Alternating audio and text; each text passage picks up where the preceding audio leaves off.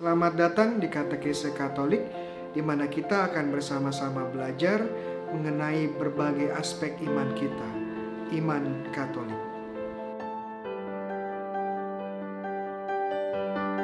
Shalom, teman-teman terkasih dalam Kristus, saya Romo Bayu OP, selamat datang kembali dalam program Katekese Katolik yang dibawakan oleh Aquinas Center for Theology and Spirituality dan juga Faithline. Pada seri katekese kali ini kita akan bersama-sama membahas tentang turunnya Roh Kudus atas para rasul atau yang kita kenal sebagai Pentakosta. Sebelum kita bahas lebih mendalam tentang perayaan penting yang satu ini, kita mencoba menjawab pertanyaan yang sering muncul di antara kita. Pentakosta atau Pentakosta? Di dalam kitab suci bahasa Indonesia, secara khusus edisi terjemahan baru, kata yang digunakan pada Kisah Para Rasul bab 2 ayat 1 adalah Pentakosta. Tidak heran jika banyak saudara-saudari kita dari gereja Protestan menggunakan kata Pentakosta ini. Namun sedikit berbeda dengan gereja kita, gereja Katolik. Jika kita kembali ke teks Yunani, kata yang dipakai adalah Pentekoste, yang kemudian diserap dalam bahasa Inggris menjadi Pentecost. Berdasarkan hal ini, gereja Katolik di Indonesia menggunakan kata Pentakosta dan bukan kata Pentakosta. Masa Paskah mencapai puncaknya dengan hari raya Pentakosta. Kata Pentakosta sendiri berasal dari bahasa Yunani yang berarti yang ke-50. Jadi hari raya Pentakosta adalah hari ke-50 setelah Minggu Paskah kebangkitan Tuhan kita Yesus Kristus. Hari Pentakosta ini sendiri kita tahu merayakan turunnya Roh Kudus di atas para murid-murid Yesus yang berkumpul di Yerusalem. Kisahnya sendiri dapat kita lihat, kita baca di Kisah Para Rasul bab 2 dari ayat 1 sampai 13. Tetapi mungkin masih ada yang bertanya-tanya, kenapa harus 50 hari? Kenapa Roh Kudus yang harus turun dalam bentuk lidah api setelah Yesus bangkit dan kemudian naik surga? Dan apa signifikansi atau makna bagi gereja dengan turunnya Roh Kudus ini? Pada katekese ini kita akan mendalami pertanyaan-pertanyaan ini dari sisi biblis atau kitab suci dan juga secara khusus secara teologis atau ilmu ketuhanan. Untuk mengerti makna di balik perayaan besar ini, kita harus kembali lagi ke Perjanjian Lama. Secara khusus kisah keluarnya bangsa Israel dari perbudakan Mesir yang tercatat pada buku Keluaran.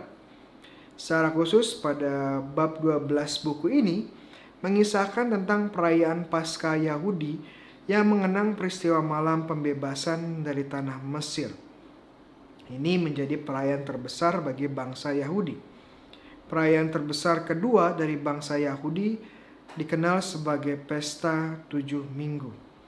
Sesuai dengan namanya, perayaan ini terjadi setelah 7 minggu setelah perayaan Paskah Yahudi. Dan perayaan sebagai ungkapan syukur atas panen yang berlimpah.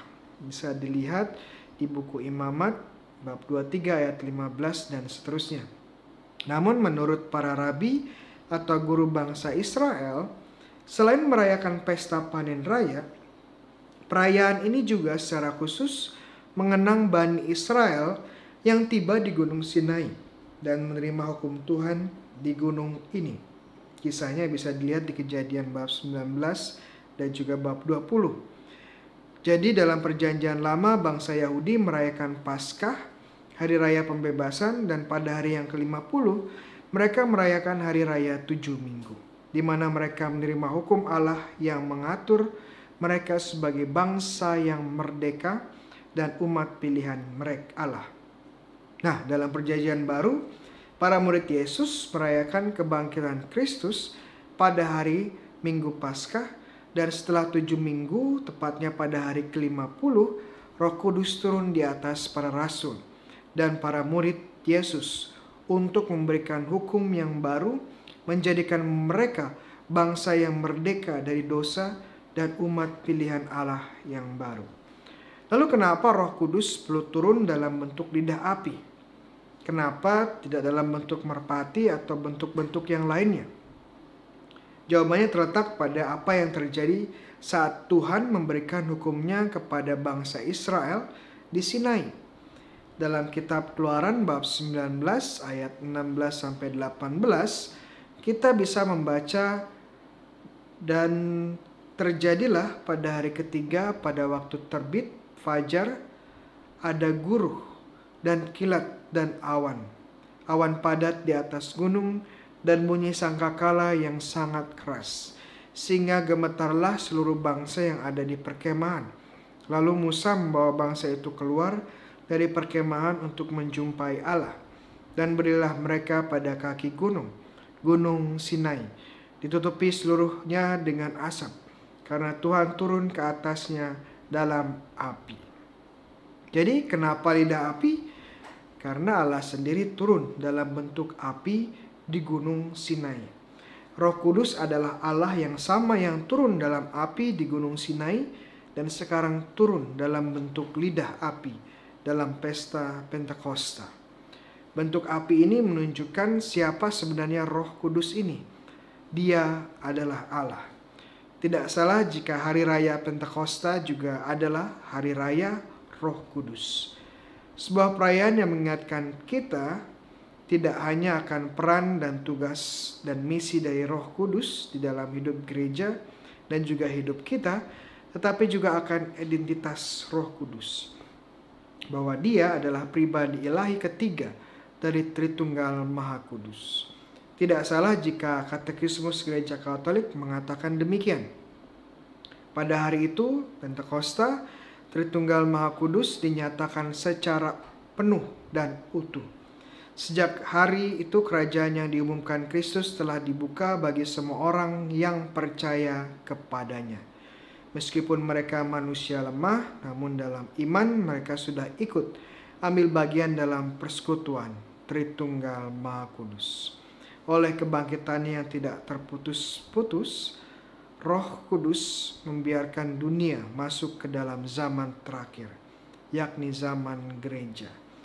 Katekismus Gereja Katolik nomor 732. Demikian katekese Katolik kita untuk Hari Raya Pentakosta. Dan untuk teman-teman yang memiliki saran dan juga pertanyaan bisa langsung ditulis di bagian komen di bawah. Dan jangan lupa untuk like dan subscribe YouTube account atau channel kita, dan follow akun IG kita di faithline.id untuk mendapatkan katekese berikutnya. Dan jika teman-teman merasa katekese ini bermanfaat, jangan lupa untuk di-share. Tuhan sertamu. Kita semua diberkati oleh Allah yang Maha Kuasa, Bapa, Putra, dan Roh Kudus. Amin.